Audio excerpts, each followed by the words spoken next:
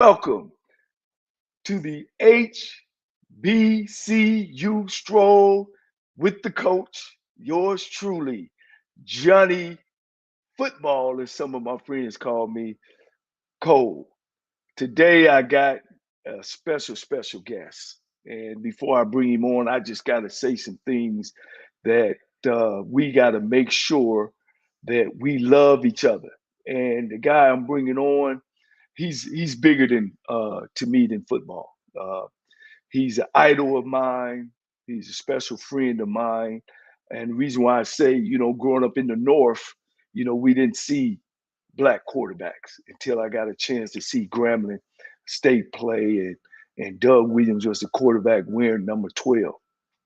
But I don't want you guys to look at Doug Williams, the football player. I want you to look at him as a Frederick Douglass, as a W.D. Bowles, as a Andrew Young, as a Jesse Jackson, because the things that Doug Williams been through, not the football part, but the political part. Here's a guy that was drafted in 1978. He was the only quarterback drafted, 17th round pick, first ever black quarterback drafted in the first round. Okay, coming from an HBCU. Not only was he drafted, then when he was drafted, they didn't want to pay him no money. So then once he got to Tampa Bay, they had a contract dispute the year after he started making the team win, and Doug had to leave the university. Leave Tampa Bay because over $100,000. The thing that I loved about Doug Williams is he never ran from who he was. He never ran from his blackness. He has a book they called Quarterback Black. He stands up for his university. He never turns his back on Grambling State University or any HBCU. So I look at him as a hero. I look at him as a Jackie Robinson of black college football. He never runs for that. He let people know that he actually put his career online to say, yes, I am a black quarterback. He goes to the Super Bowl, first black quarterback to ever win a Super Bowl, first black quarterback to win. This guy's huge, and I don't want you to ever forget that. We need to honor our black heroes because he's never shied away from that. And I want to bring him on, Mr. Doug Lee Williams. How you doing, Coach? How you doing? I'll call you Coach. Thanks, Johnny, man. You put me in some great company, man, and I appreciate that. What It's you put me in that you company, but it just understand that you never ran from who you were. nah. You I never am ran. who I am, and it's hard to be anybody else if you grew up that way. And I was fortunate enough to have good parents, good role models, good people, mentors, and that's who they were, and that's who I wanted to be. Yeah. Well, I'm gonna take you back, Coach, because I got an hour with you. All right, 1978. You the man.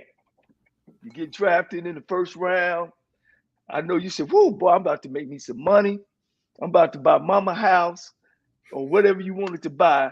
And then they came with this low offer. If you, I know I'm taking you back to some dark days, but I just want the folks to know that Doug Williams said, "No, no, no, no. Y'all ain't gonna treat me like that." Yeah, you know what? That was a time because we had played football all our life for nothing. And I understood that. But when I got there, the contract offer, wasn't the best in the world. 17 pick in the draft. It's nothing like it is today, and that's understandable. The guys before us wasn't like that. But they didn't want to do anything, and I sat out for a whole week. I missed a whole week of training camp, and I got with my attorney, and I told him, I said, you know what? Let's just find a way to get in there, and we'll make it work down the road. That was my thing. It happened after a few years in the league, and then they realized what they had to do.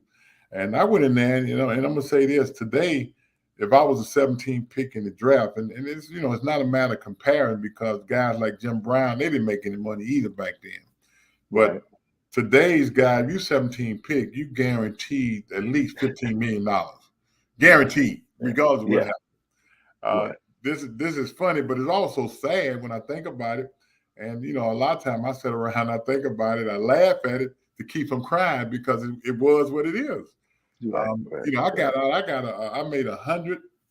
$160,000 bonus. Wow.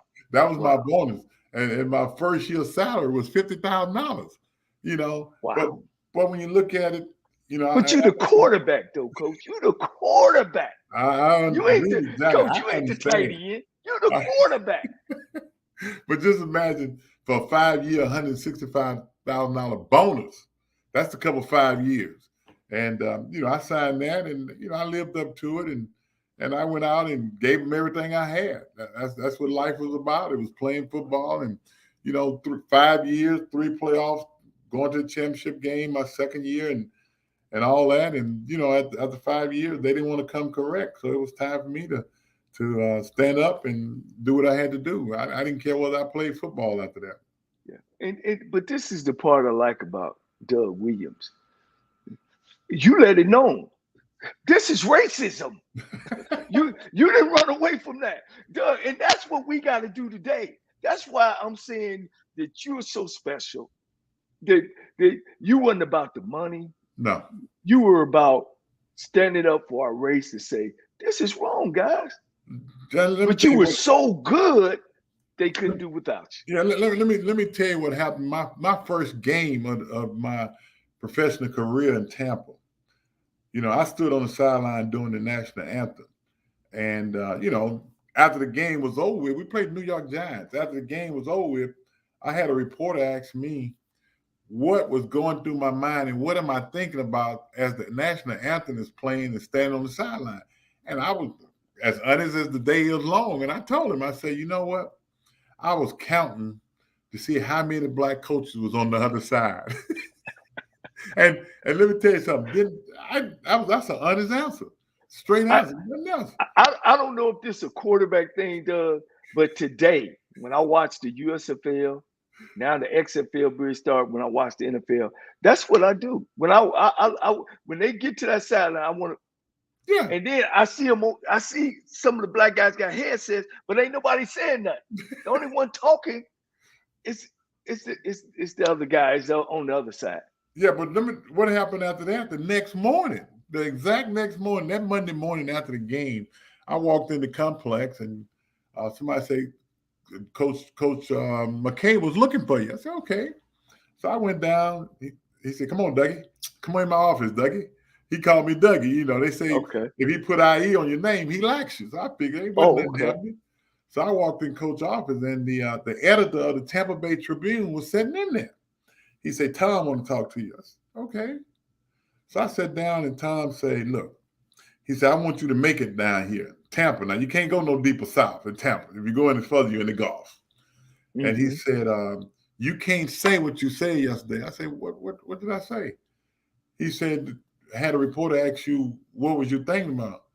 I looked at him kind of, I said, yeah, I told him I was counting the number of black coaches on the sideline. He said, that's what I'm saying. You can't say that down here. And I was stunned because, we only had one black coach on our staff. Yeah. So I'm saying, dog, what can I say then if I can't say that? And that always registered with me that looking at on the other sideline, counting the number of black coaches, I can't say that. No, I wasn't pigeonholed like that, man. And yeah, it was even worse back then. Yeah. Oh no, people don't understand. They look at today's, and it's so much different as a black quarterback because every article, no matter who wrote it, where it was written at, whatever city, it was always Doug Williams, Tampa's black quarterback, Tampa Bay's black quarterback, Doug Williams. Wow. It had to have that adjective in it to make it an article. But that was okay. That was okay to use black, but you can't use black in a good way. No, no matter what the article was, it didn't matter who was writing it. It's going to either be Tampa Bay's black quarterback or Doug Williams' black quarterback at Tampa. It wasn't going to get around. It wasn't going to let black get out the sentence at all. It was going to be in there. Okay. All right. I'm taking you, Coach. I got to get it in. Okay, here you are. Get it in. Graduated from Zachary High School. Cheneyville. It was in Zachary. Cheneyville. Okay. They didn't rate y'all. They didn't rate us back in them days. But you 5-star. You all state. You the man. You 6'4". You could win anywhere probably. What made you go to Grambling State? Well, it could have went anywhere today, not Yes. back then. You know, Okay. back then, Okay. it was the first black quarterback to play in the SEC was Kendrick Holloway. That was in 1972, but that was in Okay. Tennessee. Nobody else was in the South or the Southwestern Conference. You know, I mean, that's Texas, Arkansas, and all those schools. They weren't bringing in black quarterbacks. Okay. And Oh yeah. Oh yeah, no, they wouldn't bring in black players. yeah, at that time. So I had Tennessee State, I had Jackson State, I had Southern University and Mississippi Valley. Those was the guys that recruited me. And be honest with you, Southern, to be honest with you, Johnny, I wanted to go to Southern for one reason, because it was close to the house. Right. You know, I figured my mom and dad and my family would get a chance to just drive right there to Southern and see me play. That's right. That's right. That's right. Unfortunate, but fortunate, to be honest with you, my mom, Coach Rob, had never seen him play. We had a guy in South Baton Rouge named Adolph Berg. He played for Coach Rob. So back then, you know how alumni do. He did Right. anywhere down south, from Clinton, Louisiana, all the way to New Orleans. Adolph Berg signed every athlete that went to Grambling. And he told Coach Rob there was a boy and a receiver. I took my receivers with me. He changed the defensive back. Him and I was at Cheneyville High School, and Coach Rob called my mom late one night. We got that party line with, at that time, if you don't know what a party line is, we had about 11 people on the same line. You can pick up and somebody else say, "Who is this on this phone? You know, this Robert's boy. Let me use that phone." You put it down because that was old folks. Well, Right. somehow Coach Rob got through that night, and he was talking to my mom, and I'm asleep. And my mom came in there and shook me and woke me up, and she tells me, "You going to Grambling?" So I wait. I said, "Wait a minute. How you gonna say where I'm going?" She said, "Because I just got off the phone with Coach Robinson, and he told me you're gonna go to class, you're gonna graduate, and you're gonna go to church." And I looked at it, I said, "Okay." And the rest is history. I ended up going to Grambling, man, because my mom made the greatest decision that she can make for me. And you know what? I'm grateful for that today. Right. Hey, I want to send a shout out to Boyd Grayson. She's watching the show, and Trey Pike, who never misses a show. So every now and then, I gotta give my people a shout out who kind of follows me. But all right, Coach. We moving on to Washington. I know you went to the Outlaws, the USFL. Right. You played there because they were handing money out. They was. You go to Washington, man. You got beat up a little bit by Tampa Bay. Take it from there. Well, you know what? Playing Tampa Bay for 5 years. Now, one thing people don't really know is in 1983, Johnny, I did not play that one lick of football. I sat out a whole year between 82 and 83. So in 84, I went to the USFL, played 84 and 85. The next year, it folded. And then get a call from Joe Gibbs. Out of all the teams in the NFL now, we're still in that period of good old boy period. There's only one team called me, Joe Gibbs. And the reason why Joe Gibbs called me, because Joe probably knew me better than anybody. He's the only guy, when I was coming out of college, that came down to Grambling and spent 2 days with me. Yeah. And I was doing student teaching at Carroll High School, and he came and sat in the back of the class for 2 days when class was over with. Him and I, we go to McDonald's and get something to eat, come back, and we go on the board. But what Coach did, he talked football, but he talked life. He wanted to know who was I. He wanted to know your family, all the things you've done and all that. So when he went back to Tampa, he told McKay that if we're going to draft a quarterback, we're looking for a franchise quarterback. It's the only guy in the whole draft is at Grambling. And, John McKay, you got to give him credit, because when I was coming out of high school, I either wanted to go to Grambling or SC. Because why SC? Because in 1965, he played Jimmy Jones.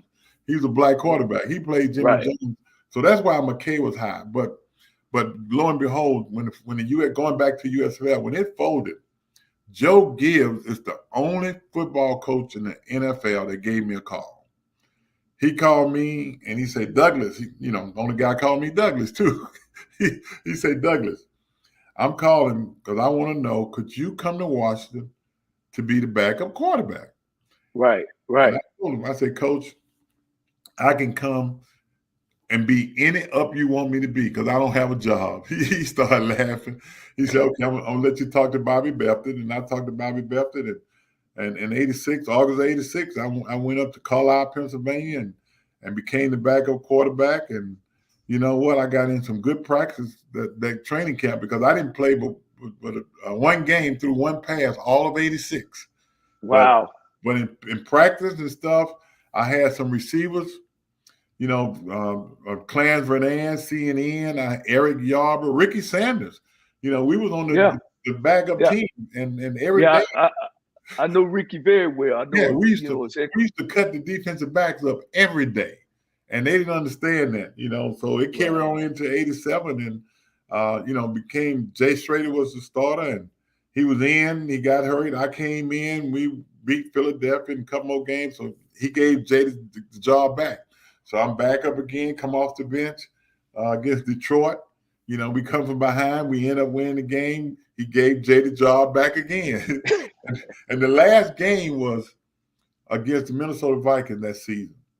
And we was behind. We had already made the playoff. We was behind. And I came off the bench and Ricky Sanders hit Ricky Sanders across the middle for a TD. We came back. We won that game. And at Coach Gibbs' press conference, the post-game press conference, you know, we was getting ready for playoff. And he said, look, he said, we're going to start Doug Williams going into the playoff.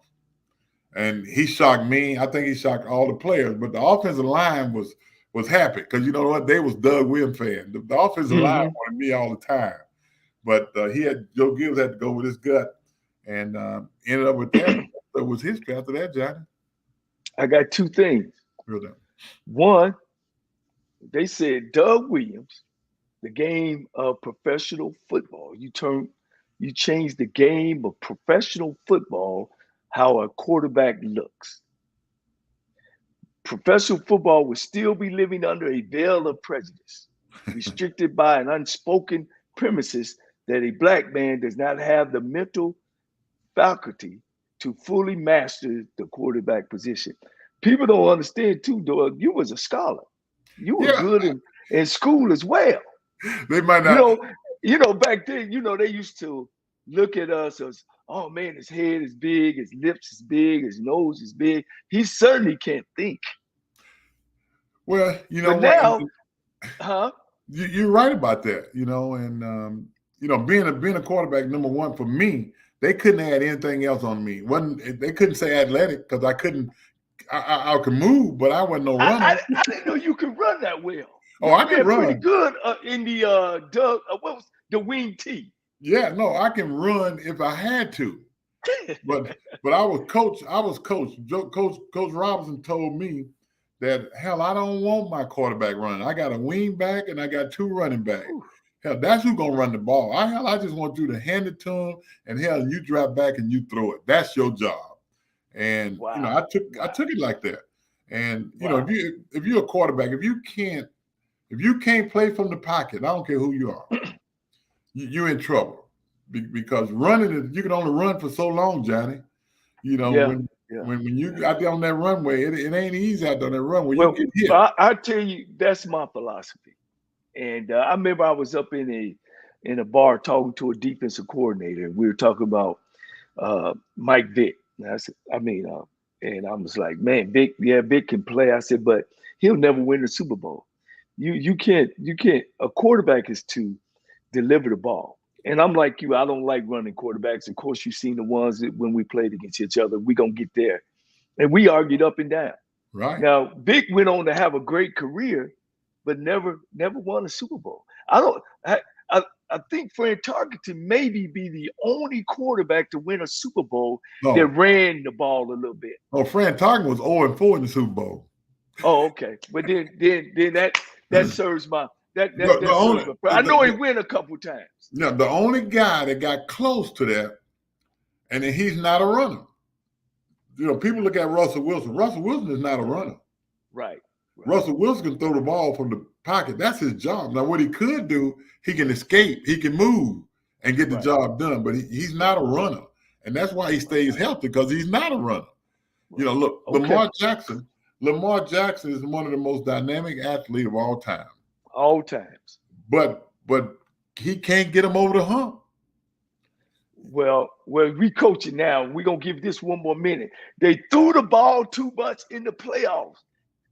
That ain't his game. They should have pound, won the game, small score, quit putting him in front. That ain't who he is. Not saying that he can't do it, but that's not who he is. Now, I'm gonna have to get on John. Harbaugh. You know, we work together in Cincinnati, so I'm gonna have to send him a note. All right, Doug. Now we leave pro. You've been a teacher. You've been a top quarterback, Super Bowl winner. You took over. Was the greatest thing the Grambling State ever done. Was hand that. I thought that was what you're supposed to do. I'm a big HBCU guy. Right. I'm a loyal guy. I'm a thing that you need to take care of home. And they hand you the rings. Big feet to follow. And boy, you jumped right in there, man, and did not fall off none. That's when me and you start facing each other. Right. You know what? You know how I looked at that, Johnny? Coach Robinson, bigger than life. It ain't gonna ever change at Grambling. It's gonna always be that way. Yes, sir. You know, you can't possibly go into Grambling and feel Coach Rob's shoes. That's what it's about. My thing was, we're gonna bronze these shoes, and we're gonna put them shoes up on the pedestal. You know, you got to put your own shoes up on it. You can't put them in Coach Rob's shoes. Right. And you know, fortunately, I went in when the program was down. They had two back-to-back 3-8 seasons. Right. And that wasn't Grambling. And you know, my brother Mike, who came in behind me, my roommate Ricky Grant, who was the center, and my oldest brother, they begged me not to take the job because they said, you need to go in, somebody else go in behind Coach Rob. And I looked at it, I said, nah, man. I said, we can't go nowhere but up. I can't go no worse. I said, we can't go nowhere but up. And I went in there in the first year, Johnny, you know, we ended up 5-6, which is 2 games better. The next year we went 7-4. And in the third year, for the next 3 years, we won the SWAC. And, you know, you was there. But it's because what I did, we went out and recruit some good young players. And we let them take their lumps, you know. I didn't worry about no transfers or anything. I got these players. If they're gonna play this position, they got to be here for the next 4 years. I'm going to be messy, Doug. Now you didn't hire a white offensive coordinator or defense coordinator. Matter of fact, the coordinator you hired, ain't he the head coach of Tampa Bay? That's Todd Bowles. He was one of my defense coordinators. Wasn't he on your staff too? Yeah, he was with me at Morehouse, and I took him to Grambling. You know, and the offensive coordinator was Melvin Spears, was my offensive coordinator. You know, exactly. It's too many young or old or whatever. It's too many black coaches out there. So you know where we're moving to what my show is all about. We're gonna move into that. But I got to say one more thing though, Doug. We as HBCUs, presidents, ADs, y'all got to give us a chance. You got to keep our jobs for us, because that's the only way that we're going to get an opportunity. Their ice is not colder than our ice. You can't take a running back job because he coached at a PWI school, a predominantly white institution, and make him the head coach. You give him the keys to our – you got to stop that. And when we do get our jobs at HBCUs, we got to stop giving these white guys, and this ain't racism. This is taking care of your own, you know, the head position on the staff. I understand a little diversity. John, it would be tough if it wasn't no coaches out there. Right. You know, we got coaches who can do whatever job need to be done. Yeah. You know, so my thing is, when I went to Grambling, you know, when I went to Grambling as a student, we couldn't go a lot of other places. Right. So when I came back as a coach, and I'm gonna be honest, you know, I looked at guys that I know can do the job, and every guy I knew was a black guy. So I had no reason to go outside that rim to bring in other coaches. So, Right. my thing, I wanted my players to see that we could do the job. And it should be the same thing at other places, but it's not, because every Power Five school, the NFL, the majority of their players are black players. And I think it's good to see people that in tough and great position like coordinators that let those players know that they can do the job. And it's something special when your players see a black man in a coordinator position. That's big time. And I think that's what we got to do. And these president AD got to get away from saying, well, he worked over here, he worked over there. First of all, and whether they believe it or not, when you work at an HBCU, it's so much different than working anywhere else. Right. And see, they got to understand that if you went to school there, you worked there, HBCU better than anybody, because the one thing you're not going to get is everything you want. You're going to be shorthanded on a whole lot of stuff. So the most important thing, you got to understand that you're going to have to work with some things that you don't have. And a lot of people can't adjust to that kind of atmosphere, because I don't have a blackboard. I don't have a pop-up dummy.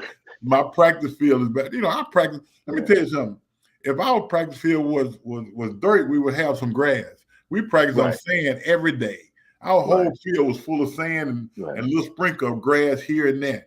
But we didn't worry about it, because that's what we had. Coach Rob told us this. He said, we've done so much with so little. We can do everything with nothing. You know what? I want to thank Keith for watching. He's a 44-year-old Tampa Bay. He said you are his second best. But who was his first? Selma. Oh, Leroy. Okay, I got you. I ain't mad at him. Yeah. I'm not mad at him. And this is the other thing. You left the conference, controversy. LC left the conference, controversy. I left the conference, controversy. We got to quit doing it. I don't even know if you know. The year they let you go, the second game or third game of the year, that was your 25th anniversary on winning the Super Bowl. They should have been throwing a banquet, a fundraising banquet in your honor. You don't do that to a Doug Williams. You don't do that to it. My aunt might have done it to me. It ain't what you do, is how you do it.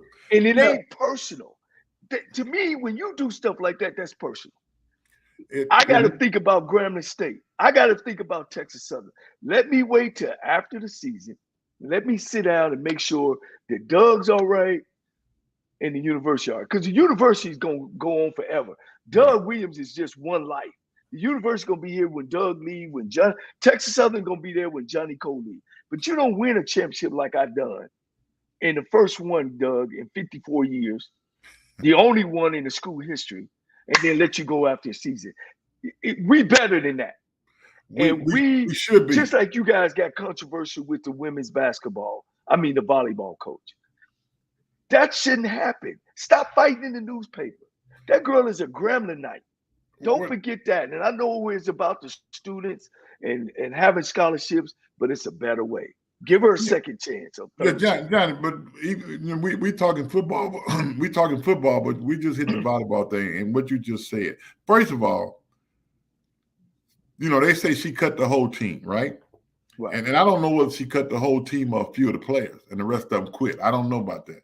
But you can't do it. If you got an AD, you cannot do that alone. Exactly. Somebody has to sign off on it. Exactly. Right. And the other thing is you fire a young lady who has not coached a game at your school. Yeah. You know what I mean? And she's alumni. She's alumnus. And then you say you did an internal audit on her. What's the audit about? What you investigating? To me, I don't know what excuse they got, and it's my school, but I can say this: we look bad for the way we've done everything in the last few months. And, being who I am, I don't talk about a lot of situations, but I'm going to say what I have to say about whatever has happened, from From Art Browse to this young lady, man, I think we have not done things right in the last few Right, months. right, right. And we can't afford to do things right. And then we always want to go to the newspaper with it. How about we have nothing to say Well, about I it? think it's a defense tactic for the administration to put stuff out there because it make the person that they talking about look bad. And hopefully, I don't know what the young lady gonna do, or what she has a lawyer now. I have no idea. But she can't win either if she get in the paper and start saying stuff. No, It no, should be a back and forward or what have you. no, Somewhere along the line, it got to no. come to some kind of Well, resolution. hey, Doug, me and you can tell her just go get lost for a while. Be little. That's what And it's if all you're about. good, you're gonna bounce back. It's gonna You see what bounce I'm back. saying? See, that's like when they let me go. I know this president. It was personal for him because when we go to things and they have things on campus or whatever, he was one of them guys that he loved for people to come up and talk to him, make him seem big, right? And it's not that I'm bigger than him. I never looked at it that way, but I didn't walk in the room to go find him. I didn't go to kiss. I didn't go to kiss his ring. None of that. And I got fired over buying signs. I bought signs to put in the parking lot for every coach. Put it out of my money now, not theirs, my money. Right. I put their name on a sign at every parking spot. He came over one evening at practice. I'm on practice field. He came over with his crew, and he told me, he said, "Look, you don't own nothing around here." I looked down and said, "Well, what is he talking about? You can't put no sign." I say, "Doc, the last time I was here, I put signs up for the coaches. I don't care. You don't own nothing." He had his people come and take all my signs up. And look, we played a game. We played ULM. We got beat. And that Tuesday morning, his secretary called me and say, "Dr. Poe want to see you." I said, "Okay." I ain't thinking nothing of it. And the AD, one of them old Yass boys, he was in the building. And he didn't say a word. He just came in the building. I went to the president's office. I walked in, and he said, "We're going a different way, young fella." I said, "Okay." Wow. I said, "Okay, thank you." And I was walking out. He said, "No, Mr. So-and-so, the man owes finance, and he want to see you." So I sat there, and he came in, and he was telling me about, the money they owe me and how they going to pay it or whatever. I said, "I'll get back to you. I'll let my lawyer call you. I'll get back to you." And I walked out the door and never looked back, Right. And I knew I had a place to go. That was the good part about it. Right. Call Right. Boots. Well, see, and see, Doug, that's what I'm said it. When we used to go on the SWAC tour, and I remember Eddie on the bus was saying, what's gonna mess this game up is when you start putting people in position that don't know about the game. And back then in them days, football coach big stick, and at some universities they still do. They still do, right? But for some way in black colleges, is that the president is always gonna make more money than the head football coach. I don't care what he comes up with. He will never get a crowd that a winning head coach will get. That's why you make the money. And it's on HBCU campuses. It's more about who's the big man than you disrespect me. And then these athletic directors, because that's what I'm hearing. All of a sudden now these athletic directors want to take a Jerry Jones stance. Now they want to be out front. An athletic director is supposed to be behind the scenes and support his coach. Yeah, it's. I've been noticing this for a long time. When these classic games are played, at the end of it, whoever the winners are, you got a big stage and you go up there and you get your trophy. Well, I'm gonna tell you this. I'm gonna tell you who's gonna beat the coach on stage. The AD and the head and the president gonna be the first one on stage, which should be in the press box watching it. I'm a firm believer that the president should be who he is. President raise money for the university. Money. And your AD should be the guy that looks out the athletic, will stand back and let the coach who's on the field every day, no matter what weather it is, no matter what game we play, who's out there doing the work, let them get all the accolades that they deserve. Stand out the way. But that ain't happening. And it's unfortunate that the president on these campuses wants to be seen and want everybody to know that I am the man. You know, I mean, it's like it's personal, coach. It's like all this is mine, and I don't want to give up. I mean, I've been there. I've been at that championship stage, and I went to grab a trophy, or it either was passed down because I was assistant head coach, and that's how it is. And we got to, guys like you and myself. It's no more that you can be. They call being confident arrogance, yeah. and arrogance is really an asset. It's not a Well, liability.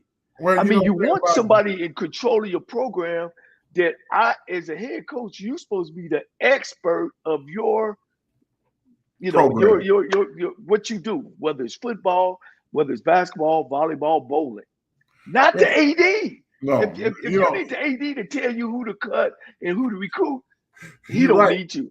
And I can say this: I call myself a law-abiding citizen. Anytime I did something, I wanted to go to the compliance office to make sure that I had the right to do it. If I didn't, if it was in the rule book, let me see the rule. Let me see the rule. Let me know what I can and can't do. I never try to just take over and run things the way it shouldn't be ran. But my program, if it's football, let me run football. That you made me the coach. I got football. I'm gonna go back to another time. We had a scheduling. He had hired this AD to be the AD, and I'd already made my schedule. And I had control over who we play and whatever. Right. So he came in and he telling me that we're not gonna play so and so. This the AD, right? We're gonna play. Right. I said, no. I said, no, we're not. I said, you might. I said, you might coach him to play, but I'm not. That's not who we playing. And we had to go to the president, and I think this is part of the reason why I was fired too, because the president knew that I had control of the schedule, but he also hired his AD that he lacked, and he wanted him to have control. I said, look, Dr. Pope, if he gonna make the schedule, he can coach the team. And let me say this about Doug Williams. You coached early 2000s. You won 3 championships in a row. I think 1 or 2 of them was national championships. Right. You turned it over to Melvin. He won championship. Then you left, and then you came back and won the championship again. Yeah, that's when things started going rough. Because when I came back, to be honest with you, Coach Broadway had won a SWAC champ, which was great. Yeah. But when I came back, the cover was bad. Yeah. But we found a way. Remember, I think we lost 4 games. We had lost about 4 games before we had to go on a win. We had to win 6 games straight to go to the championship game. Right. And we did that. These kids, man, we went to Jackson, who we didn't have a prayer. And we pulled that game out. That was the biggest game of the year, and that gave us an opportunity to go to the championship game. That's good coaching. Now I'm great. We great. We moving on forward. Doug Williams, senior advisor to the president of Washington Commanders. You've been a coach before. You've won championships. Why Doug Williams can't be a head coach of an NFL team? You got years experience. You played the game. You've proved that, as a black man, I can lead and win championships. But then they get to hire a 32-year-old and a 33-year-old boy. I'm going to call him a boy. Hey, I'm 58 years old. To be the head coach of an NFL team? We got so many of guys with your background. I interviewed Irv Eatman, before Vance Bedford. Irv coached in the league as well. And it's plenty of you guys. And you mean to tell me all these coaching changes since you stopped playing, you was a quarterback, number one. That should give you, I don't know if you even, and maybe I'm jumping the gun, you might even never even wanted to be a head coach. Well, not really, but the general manager, I've been in position to move up. And I was in Tampa, I was in Washington, and it didn't happen. And people always want to go outside to get somebody. That's just like Ron Rivera came in. I was in personnel. Jonathan Allen, who's one of their best defensive linemen. Payne, they're on Payne. Sweat. 3 of his front 4, all was first round pick. We picked those guys. But when he came in, He decided that he wanted to go a different direction and didn't want me to work in personnel. And, I said, okay. And then the president said, you can come work with me. And, I just took it like that and just moved over. I'm at the stage, Johnny, now, I'll be 67 next month. And, I'm not going to fight anybody. I'm going to do what I can do. We got me and Shaq Harris got a lot of things going with the Black College Football Hall of Fame. We're moving to Canton. We got the and I'm gonna put my bid in for that in a minute. I'm gonna get 2 minutes to put my bid in to get that Black College. We got the I broke a couple records too at my university. I got you, brother. Matter of fact, 9 of them. And we got the Legacy Bowl going into New Orleans, and that's to give these black guys an opportunity to be seen. So with that, we got a lot going on, and so I don't worry about a lot of things. I'm in a great position to be able to do the things that I can do outside of the NFL. Okay. Well, I'm gonna tell you, Doug, we still need you. We need you. We need you to put some names in. We need to get a Doug Williams, best 15 black coaches. We need you, man. We and you've been around long enough, and people listen to you. I got over 150 views from having you on my show, and I want to thank you for that. And we gonna need you. Here's a stat. It's one thing I think black colleges can do when they ain't looking for a coach. Quit hiding these firms out there that don't know nothing about coaching.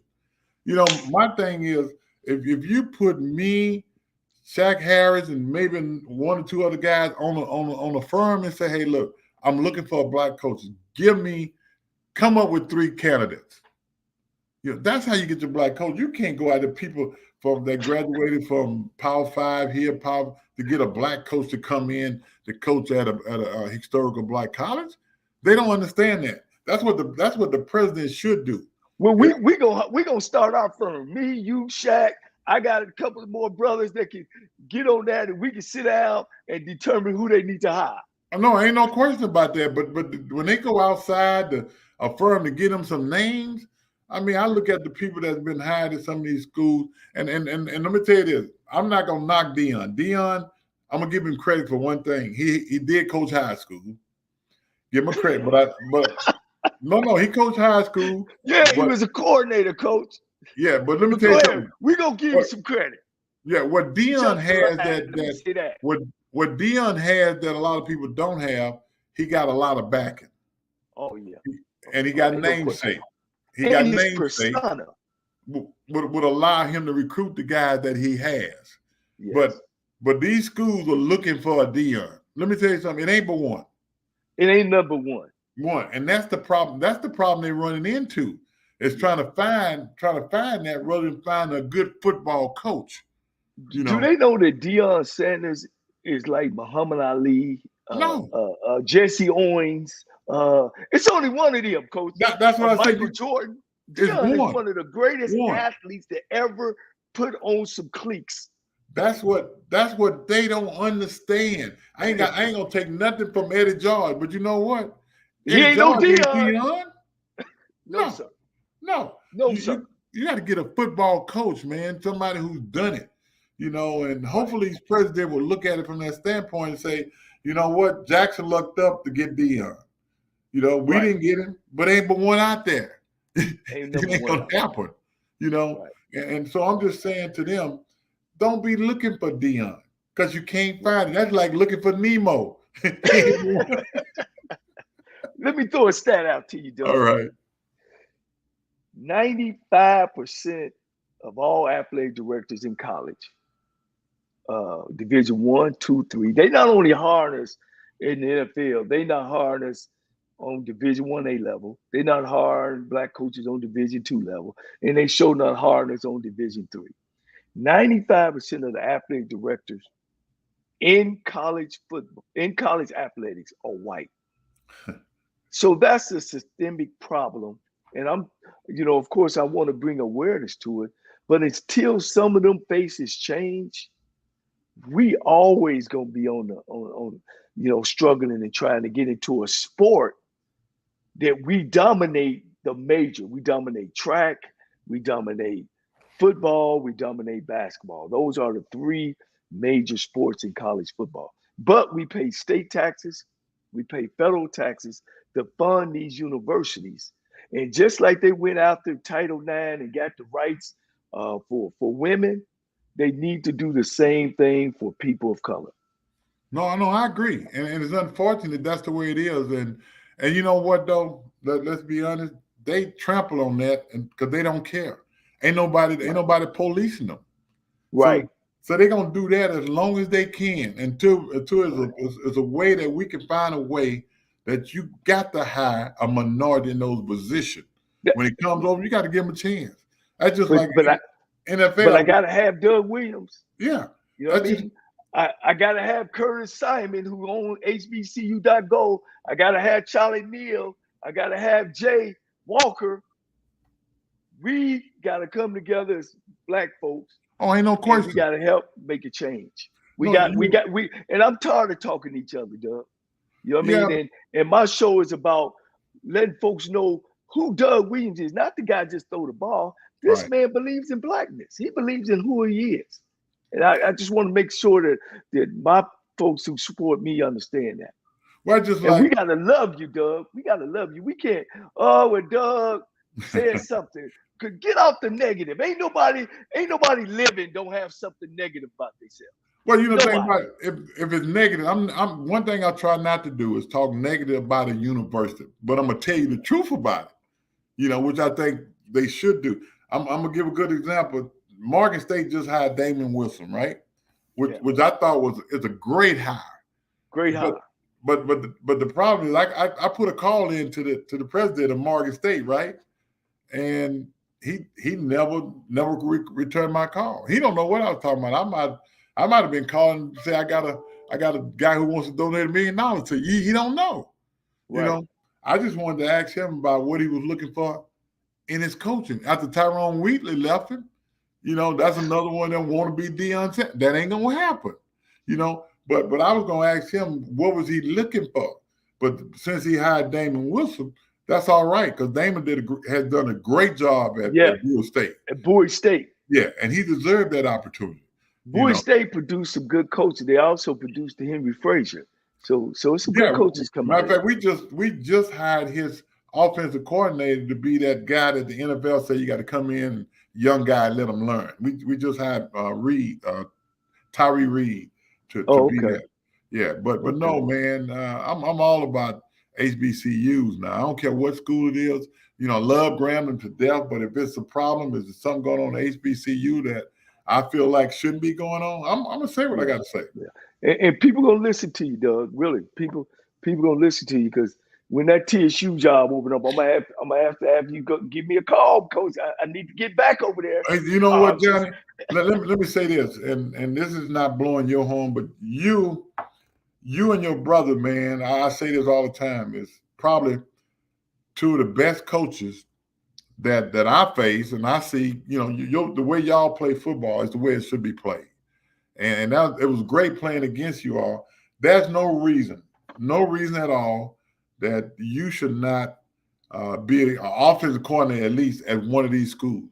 All these jobs that's been open, you know, that's what I'm saying. They're hiring other people that you know that can't do it. You know, give Johnny a call.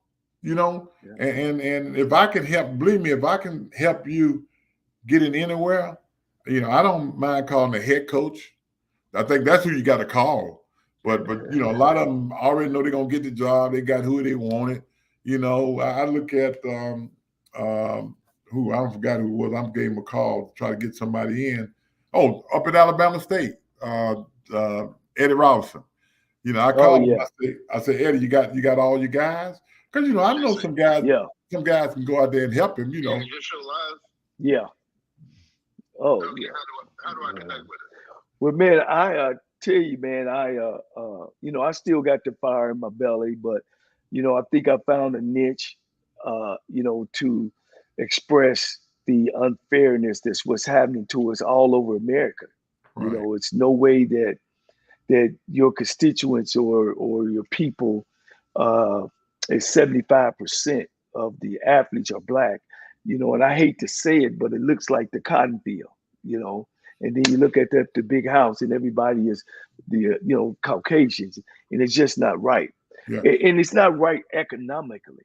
That they're paying these guys $500,000, $1 million, and these 22, 28-year-old white guys are getting these jobs like 900.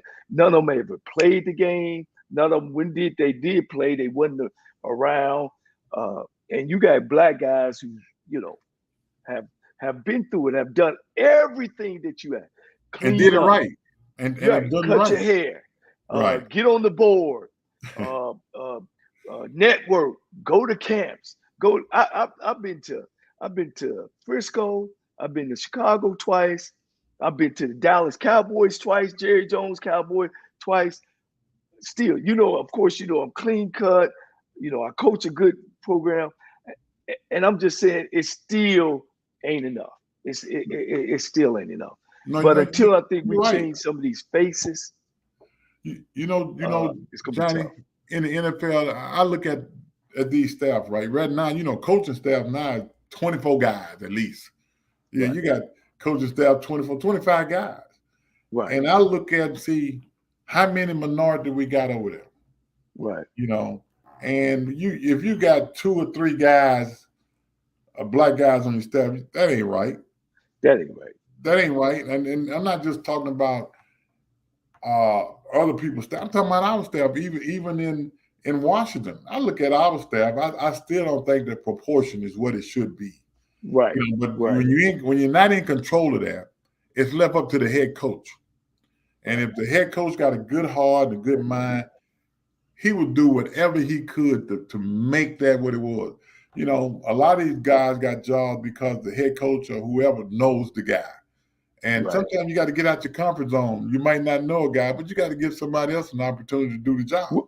Well, Bruce Arrington already proved that that's my man. Black coaches can take you and win a Super Bowl. You already proved that a black quarterback, can take you to the Super Bowl. Bruce Aaron is my guy.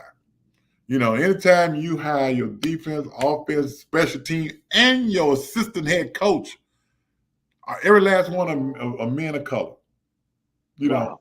So that in itself says a lot. And then he stepped down and get Todd Bowles, the guy that I hired at Morehouse in '97, the guy that coached for me at Grambling, the head coaching job. Man, Well, I hope Todd Bowles will listen to you. Oh, that's my guy. When he get his feet wet. No, Todd, we've talked. He understands. Todd understands. But like when he got the job, it wasn't nothing he could do. But he's in a position now. He still got his coordinators and his assistant head coach. It looked like him. So that's pretty doing good. And he got other guys in position. But we definitely gotta start helping each other, man. Yeah. And I remember at one time in the SWAC and the MEAC, over 20 teams. You got 13 or 14 of the 40 coordinators are white. I don't understand why the white guy on the staff got to be in a position of authority, all the time. And then people actually say that we can't coach, and then we go do that. It proves them right. And I don't get that. No, it's just that they for some reason I say we, I'm talking we as head coaches, we believe they can do a better job than ourselves could do. Which and I'm gonna go back to Grambling for 1 minute. Here, Hugh Jackson, who's been a coordinator at SC, a whole lot of other places, head coach in the NFL. Why do you need Art Browse if you're the offensive coordinator? You don't need Art Browse. Why? Right.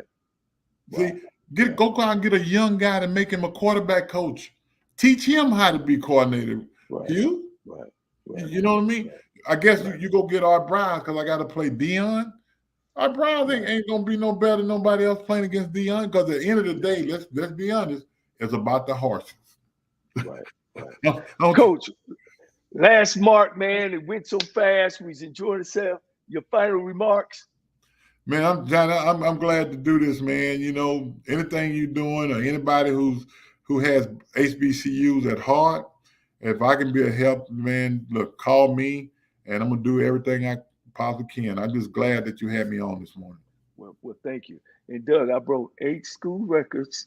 I broke all driver's room records from TSU in the 70s. I should be coming up pretty soon on You know that what? ballot, baby. You know what? I want you to do. Hey, you get all that in print. I'm gonna send it to my man Marcus to make sure he got it. Hey, you know what? I got it on speed dial, baby. I was waiting. Send it to me. Hey, thank you, Doug. Seriously, thank you, man. All right, man. Appreciate it. Look, you're idol to me. Look. All right, Johnny. Take care, man. Thank you. Tell your brother I say hello. Yes, sir. Okay. All right. All right. All right. Here we go. I would just want to thank you guys again. We had over 150,000 followers today, and it was rightfully so. Doug Williams, man. Look, y'all, we should support him, pray for him, because he is an icon. He is somebody that has spoken up for Blacks, and just the things that he's been through as a Black man, as a Black athlete, that he never shied away from his Blackness. And I'm telling you, if you ever have problems, tie a knot at the end of the rope, because ain't nobody bad like you. I'll see you next Monday, 12 noon. I got a great person coming on next week. I'll let you know during the week of who I have, because I got so many great people. Charlie Neal, Curtis Simon, just a lot of guys that wants to get on the show. And I want to thank my supporters. And here's the other thing. Please subscribe. Please subscribe to this. I'm getting to this. And again, thanks to AJ Jones, JM&E Productions. Peace, joy, and happiness. See you next week.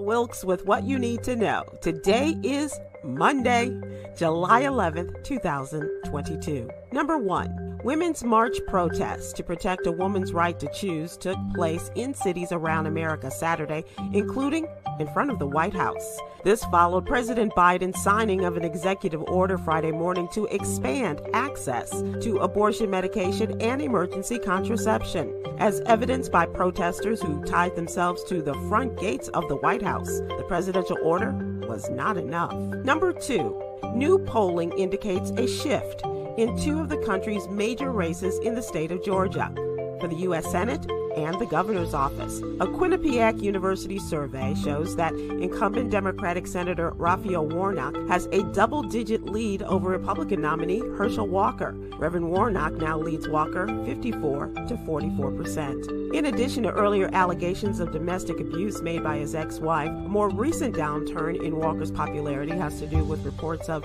3 children born outside of his marriage. As for the Georgia governor's race, in which Democrat Stacey Abrams is taking on Republican Governor Brian Kemp for a second time, this poll shows that race is at a dead heat at 48%. Number 3, 9 healthcare workers who sued Democratic Governor Janet Mills of Maine over that state's COVID-19 vaccine mandate have until Monday to reveal their identities. The workers have so far remained anonymous, but on Thursday, a federal appeals court rejected a motion by the workers and gave them until Friday to file an amended complaint with their names. Attorneys representing the healthcare workers said in a court filing Friday that the one-day extension is needed to give lawyers time to speak with each plaintiff about whether they want to move forward with the lawsuit. Number 4, a black teenager has been recognized by Moss Point, Mississippi city officials for his bravery after rescuing 4 people from drowning in an alligator-infested river. It was about 2:30 a.m. on July 3rd. 16-year-old Corian Evans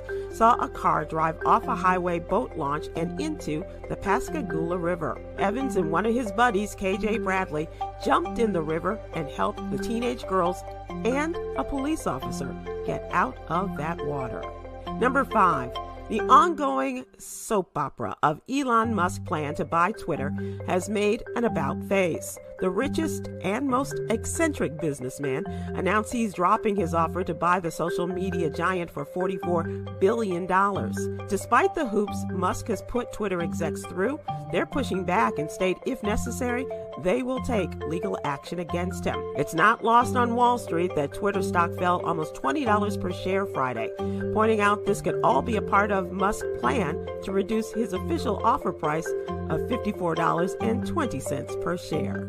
Here's your daily inspiration from Yogi's Jewels. Sticks and stones may break your bones, and sometimes words do hurt. So be nice. Join me today live on YouTube and Facebook at 7 p.m. Eastern, 6 p.m. Central with comedians Huggy Lowdown, Chris Paul, and social justice activist Coy Malone as we discuss today's top headlines and more. Thank you to our What You Need to Know partners, Alpha Kappa Alpha Sorority Incorporated and the American Heart Association. To subscribe to my free daily newsletter, please visit SybylWilkes.com. Be informed, be empowered.